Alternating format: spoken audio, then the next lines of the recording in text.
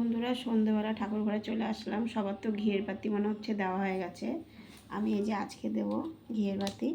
দেখো ঘি নিয়ে নিয়েছি, তুলসী তলায় বলে দিতে হবে এই মাস থেকে। আমরা দেই, কার্তিক মাস পড়লে পুরো মাসটা দেবো, কার্তিক মাসটা পুরো মাসটাই আমরা ঘিয়ের বাতি দেবো কিংবা মোমবাতি জ্বালাবো।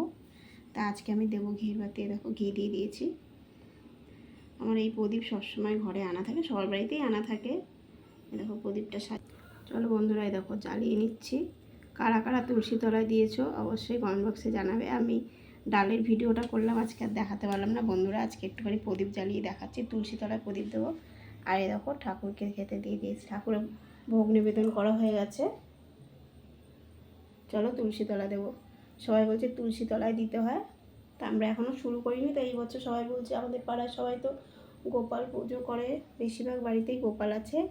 আর আমার মাইমারা আছে, ওনারা নগর কীর্তনে যায়। আমি ভাবছি কালকের থেকে একটু যাব, উঠতেই পারি না, যাবো কি ভোরবেলা যায়।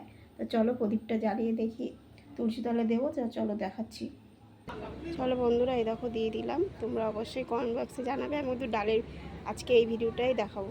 তা কেমন লাগলো, কে কে দিয়েছো তুলসী তলায় ঘিয়ের বাতি অবশ্যই জানাবে।